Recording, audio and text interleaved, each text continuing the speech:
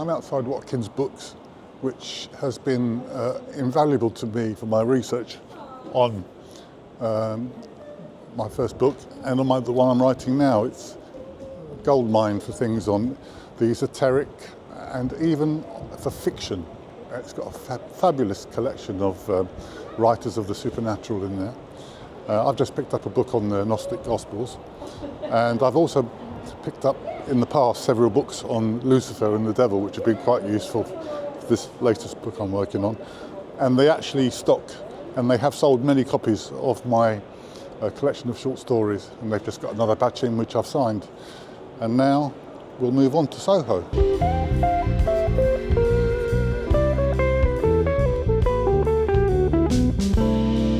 Okay, so I'm now outside the French House, this wonderful pub with a great history stretching back to Second World War, when the landlord would only sell half pints, and that hasn't changed. That hasn't changed. It hasn't changed.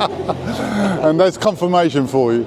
We used to come here often on a Friday lunchtime or a Thursday lunchtime, and that was in the days of when advertising was thriving in all sorts of agencies like BBH, Saatchi and Saatchi. But yeah, this is a classic place. There's also around the corner the Coach and Horses, which is famous for having a corner on the far right for the private eye journalists and the spies. So I'm outside Black's now, one of the exclusive media clubs which we used to frequent, not so much now. And my friends that were members are no longer because they're not working around here anymore. But it was a great place. And you could guarantee on a Friday night when all the pubs are heaving and it's really hard to get served, you could come in here, sit down with a table that you've booked and just relax. We're now in Mead Street, which appears in my book in the story about the resurrection, which they walk through on their way to Soho.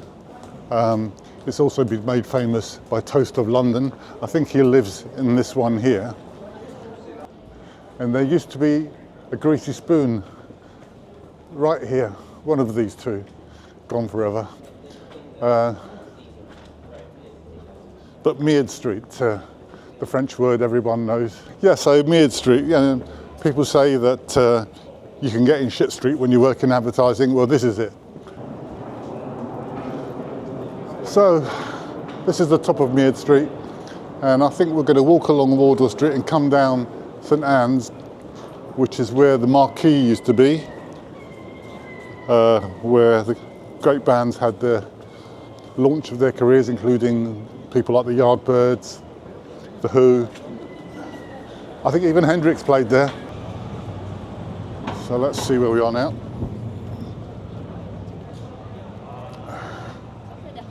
That used to be Hammer House, didn't it, for Hammer horror films.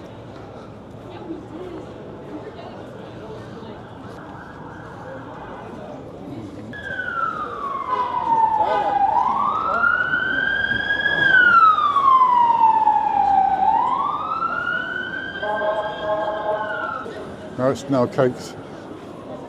They're too delicious to avoid them. So this is St Anne's Court, which is where the Marquee Club used to be. And it was round here, actually. No sign of it, but it was here. And important part of the British music scene in the 60s, 70s and early 80s. This used to be a comic shop called Dark They Were and Golden Eyed, which was the first comic shop in England that sold American comics actually on the day they came out instead of 4 or 5 months later. Now this St Anne's Court leads to my first days of learning about advertising, because that was where I did the D&AD course, which is called the Design and Art Direction course at the time. And I did it at the offices of what was probably the most creative ad agency of the 80s, Gold Greenless Trot. And they were in this building here. Some fantastic advertising was done in this building, and the guru behind it all was Dave Trott. So this was the building where I spent 12 weeks learning the ropes. And I don't know what it is now. It's, don't know. Give me back. Give me back. Give me back.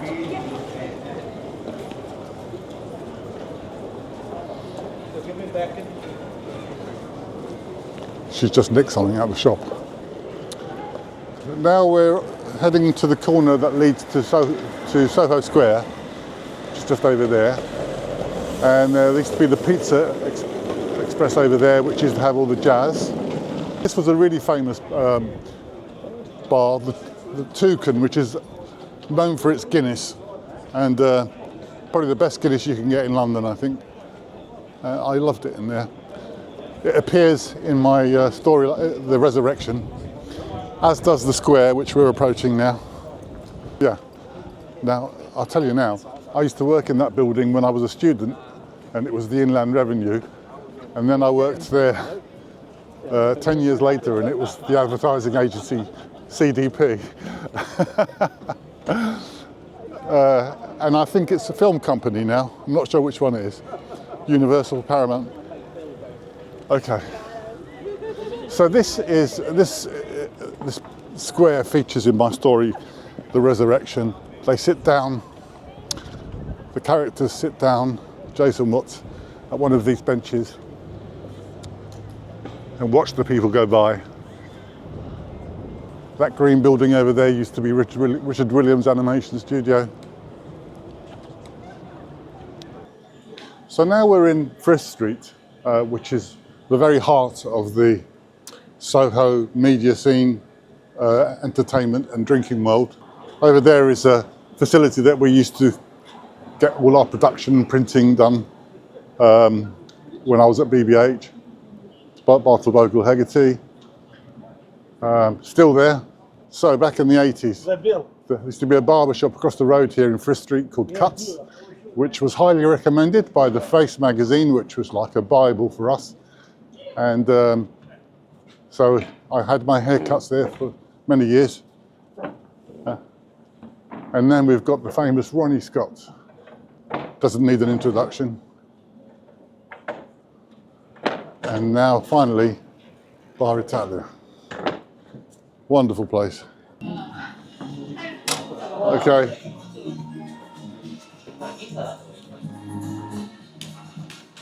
A long double espresso, please. Thank you. Still got Rocky Marciano on the wall. Still have Rocky Marciano on the wall.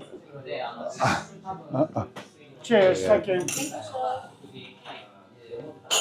You sit over there? Yeah. Sorry, guys. That's all right, Norris. Okay. Yeah, this place hasn't changed at all.